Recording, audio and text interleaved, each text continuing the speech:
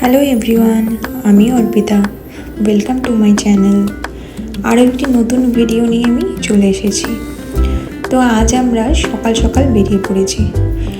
আজ আমরা যাচ্ছি নায়াগ্রা ফলস। তো চলো যেতে যেতে গল্প করা যাক। এখন আমরা আমাদের বাড়ির সামনে যে স্টেশনটি সেখানে যাচ্ছি। সেখান থেকে ট্রেন নিয়ে চলে যাব নিউ ইয়র্ক। তারপর নিউ ইয়র্ক থেকে আমাদের মেইন জার্নিটা শুরু হবে। নিউ ইয়র্ক থেকে নায়াগ্রা ফলস যাওয়ার জন্য বাস, ট্রেন, ফ্লাইট তিনটিই আছে। তো আমরা আজ ট্রাভেল করব ট্রেনে। মোটামুটি লং ডিস্টেন্সের জার্নি, 9 ঘন্টার মতো লাগবে। বাস, ট্রেন একই সময় নেয়, মোটামুটি 9 থেকে 9.5 ঘন্টা। আর ফ্লাইটে গেলে আপনার 15 ঘন্টা থেকে 2 ঘন্টা। চলে এসেছি পার্থ স্টেশনে।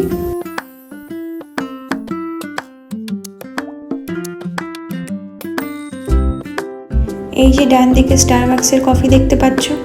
আমাদের যেমনি সকালটা শুরু হয় ঘরে চা দিয়ে, আর আমেরিকানদের সকালটা শুরু হয় স্টারবাক্সের কফি নয়তো স্টারবাক্সের এনার্জি ড্রিঙ্ক দিয়ে। পৌঁছে গেছি আমরা নিউ ইয়র্ক।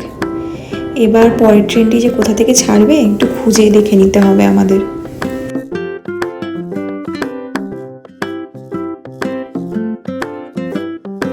প্রথমে ভেবেছিলাম এখান থেকেই হয়তো পরের ট্রেনটি ছাড়বে, কিন্তু না, বেশ কিছুজনকে অ্যাড্রেসটি দেখানোর পর তারা বলল এই স্টেশন থেকে বাইরে বেরিয়ে আবার আমাদের কিছুটা যেতে হবে। সেখানে নাকি আর একটি স্টেশন আছে, সেখান থেকে এই দূরপাল্লার ট্রেনগুলো ছাড়ে। তবে খুব একটা বেশি দূর নয়, বললো 2 থেকে 3 মিনিট হাঁটা পথ। তো চলো যেতে যেতে দেখাই তোমাদের।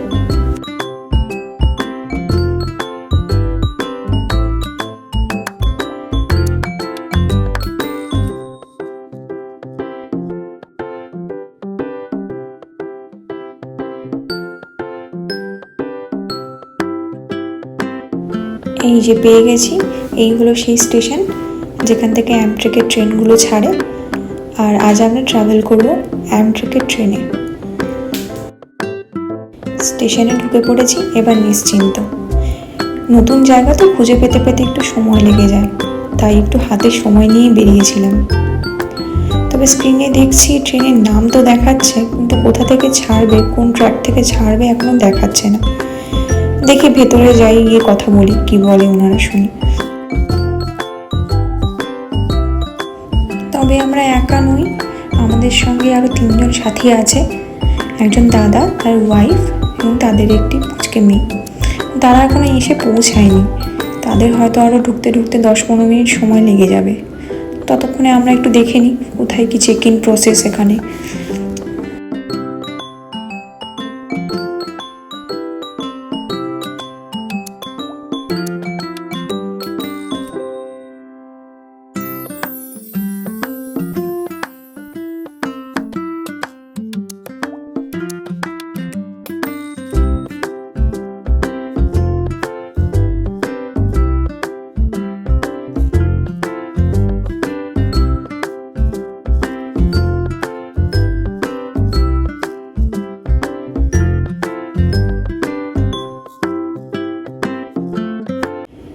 ওই সামনে অ্যামট্রেকের কাউন্টার পেয়ে গেছি, ওখানে গিয়ে একবার শুনে নিতে হবে ওদের চেক ইন প্রসেস, তারপর কোন ট্র্যাকে ট্রেন দেবে, সবটাই একবার গিয়ে সায়ন শুনে আসবে।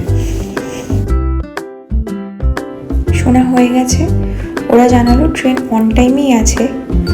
ট্রেন ছাড়ার ঠিক 15 মিনিট আগে ওনারা স্ক্রিনে ফ্ল্যাশ করবেন কোন ট্র্যাক থেকে ট্রেনটা ছাড়া হবে।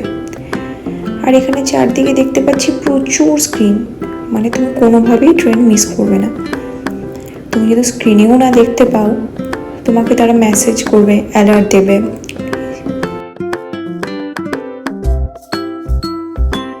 এর আগের ভিডিওতে তোমাদের যে ট্রেন দেখিয়েছি সেগুলো ছিল এখানকার লোকাল ট্রেন, আর আজকে এই অ্যামট্রেকের যে ট্রেনটাতে আমরা ট্রাভেল করব সেটা এখানকার লং ডিস্টেন্স ট্রাভেল করার জন্য।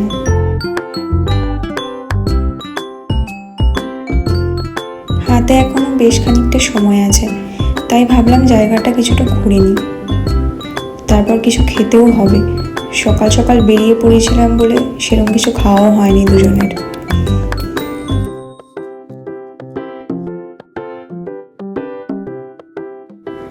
এই ভেতরে দেখছি প্রচুর খাবারের অপশান, কিন্তু ইন্ডিয়ান ফুড পাবে না, সবই আমেরিকান ফুড।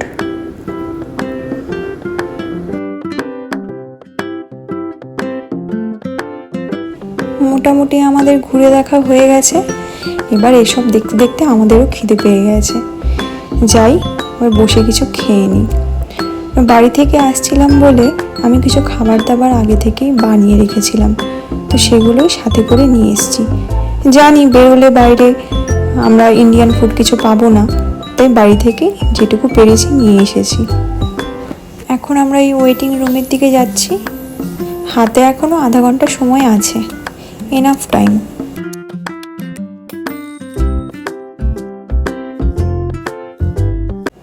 এখানে আবার টিকিট দেখাতে হবে, না হলে নো এন্ট্রি।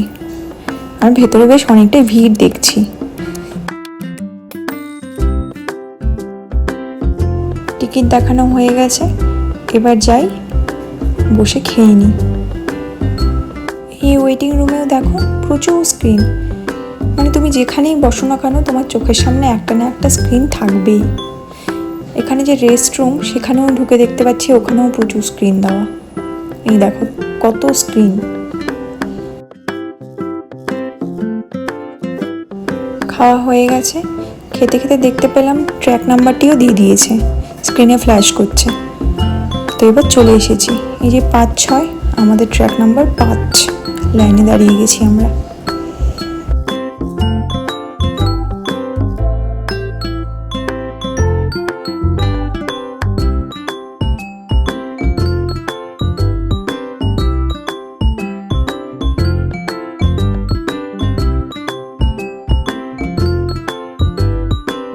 এই হলো অ্যামট্রেকের ট্রেন, যেটিতে করে এখন আমরা ট্রাভেল করব। আগামী 9 ঘন্টার সফর সঙ্গী এই আমাদের।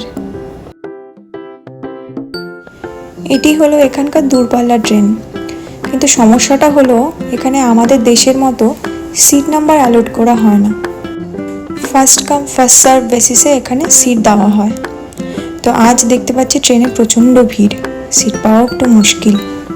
তো বেশ কিছুক্ষণ ঘোরাঘুরির পরে আমরা পেয়ে গেছি বসার জায়গা। এখানে ট্রেনগুলোতে লং ডিস্টেন্স ট্রাভেল করার জন্য কোনো রকম স্লিপার কোচ থাকে না, সবই দেখছি চেয়ার কার। আমাদের দেশে যেমনি স্লিপার চেয়ার কার দুটোই থাকে, যার যেটা ইচ্ছে সে সেটাতে যেতে পারে। ট্রেন এখন ছেড়ে দিয়েছে, সব কিছু ঠিকঠাক চললে ঠিক 9 ঘন্টা পর নায়াগ্রা। এটা হলো এখানকার ট্রেনের ক্যাফে এরিয়া। এখানে চেয়ার টেবিল সব পাতা আছে। এই সামনের এই ক্যাফের থেকে যার যেটা খাবার পছন্দ নিয়ে এখানে বসে খেতে পারে। আমাদের দেশে ট্রেনে যেমনি প্যান্ট্রি কার থাকে, তেমনি এখানে ক্যাফে।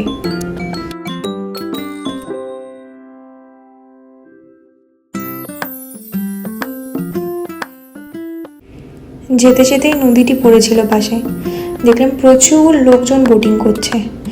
আর এখন তো এখানে সামার চলছে, আর এখানকার লোকজনের ভীষণ শখ বোটিং করার। প্রত্যেকের কাছেই মোটামুটি একটি করে বোট থাকে, ওরা জল পেলেই নেমে পড়ে বোট নিয়ে। আর এখানে লোকজন এই সামার সিজনে হাইকিং করতে খুব ভালোবাসে। এত লোক যে দেখলে ট্রেনে, বেশিরভাগই কিন্তু 2-3টে স্টেশন বাদেই নেমে গেছে হাইকিংয়ের জন্য। দেখো বাড়িগুলো কি সুন্দর। এই আমরা পৌঁছে গেছি নায়াগ্রা ফলস স্টেশনে, এবার নামবো।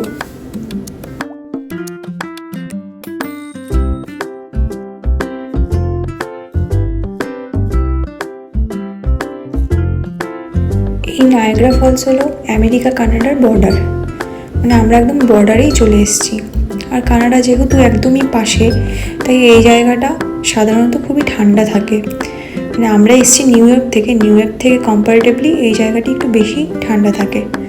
তো আমরা এক্সপেক্ট করিনি যে এতটা গরম থাকবে। ট্রেন থেকে নেমে দেখছি বেশ ভালোই গরম, যাক ভালোই হয়েছে, অ্যাটলিস্ট মোটা জ্যাকেটগুলো পরতে হবে না আমাদের।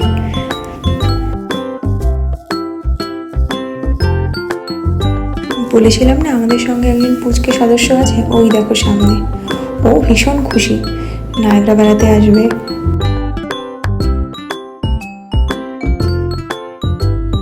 এই জায়গাটি হলো একটা ওয়ার্ল্ড হেরিটেজ সাইট।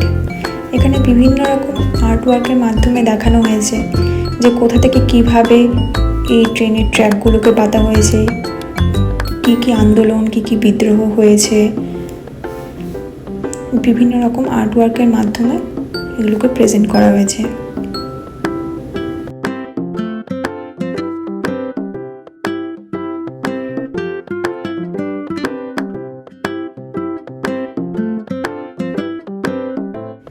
গাড়ি চলে এসছে, এবার আমরা হোটেলের দিকে রওনা হব।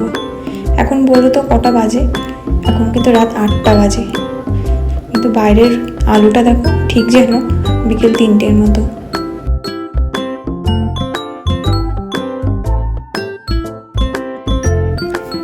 এই হলো আমাদের হোটেল।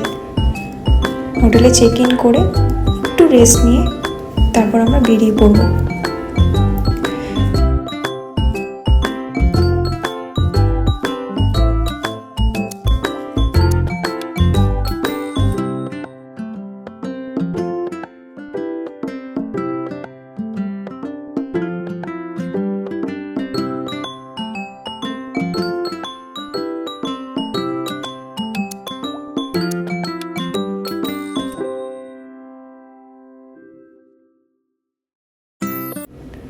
বেরোনোর সময় দেখলাম এই হোটেলের মধ্যেই পাশে একটি সুইমিং পুল আছে, তো ওখানেই আসলাম।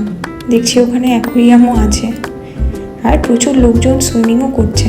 আর জায়গাটিকে এত গরম করে রেখেছে, হোটেলটিকে এক্সপ্লোর করার খুব একটা সময় হবে না। আজ তো রাত হয়ে গেছে, কালকে সারাদিন আমাদের নায়গ্রাতেই চলে যাবে, তারপরের দিন সকালে উঠে আবার বেরোনো। তাই ভাবলাম এসেছি যখন হাতে একটু সময় আছে, একটু দেখে যাই কোথায় কি আছে। ও বাবা, আবার দেখছি বাদিকে জিমও আছে।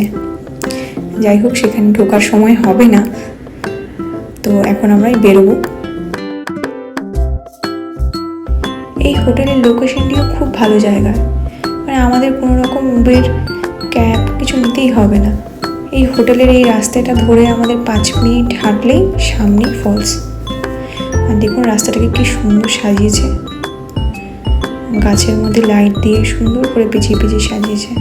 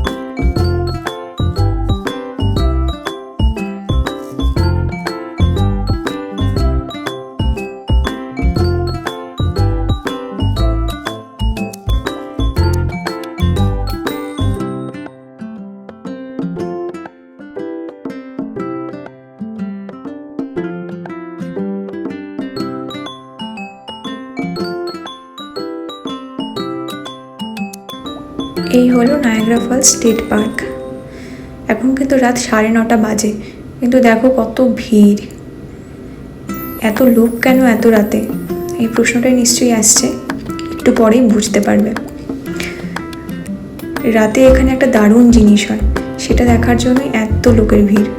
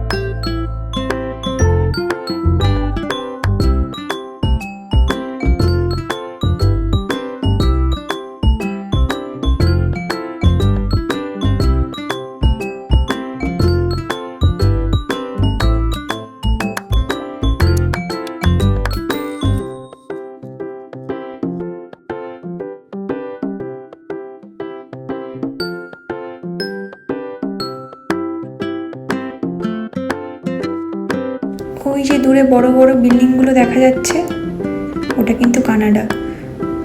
ওটা সব কানাডার বিল্ডিংগুলো দেখা যাচ্ছে, আর মাঝখানে ফলস।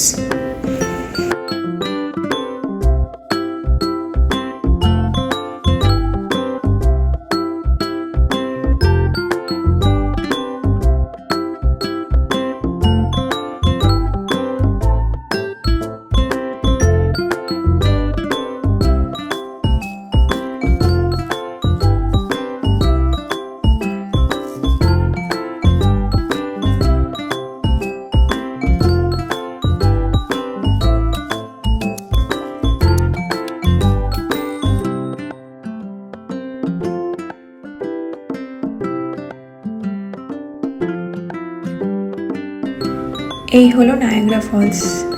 এত ভিড় ঠেলে আগানোই যাচ্ছে না। আর রাতের বেলা এখানে বিভিন্ন রঙের লাইট দেওয়া হয়। যে ফলসটা পড়ে সেই ফলসের ওপরে বিভিন্ন রঙের লাইট দেওয়া হয়।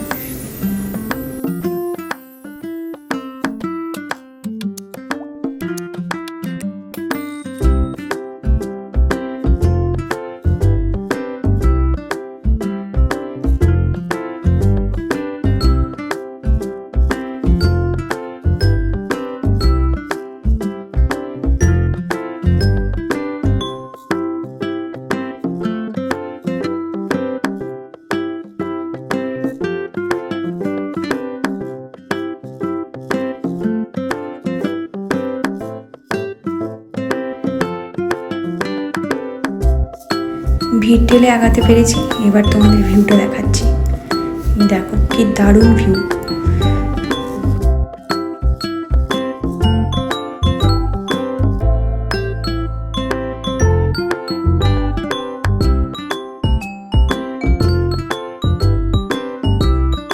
আর যে জিনিসটার জন্য এত লোক এতক্ষণ ধরে ওয়েট করে বসে আছে, শুধুমাত্র এই 5 মিনিটের জন্য, আর সেটা হলো এই ফায়ারওয়ার্কস।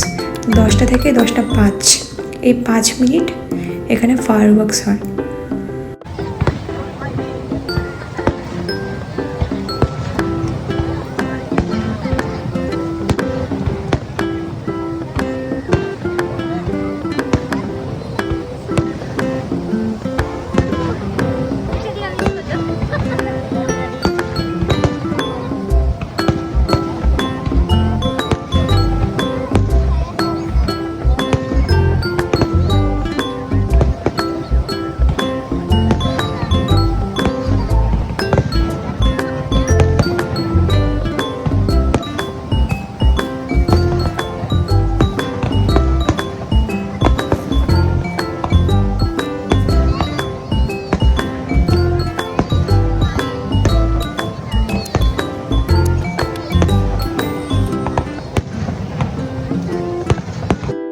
চলো ভিডিওটি আজকে এখানেই শেষ করছি।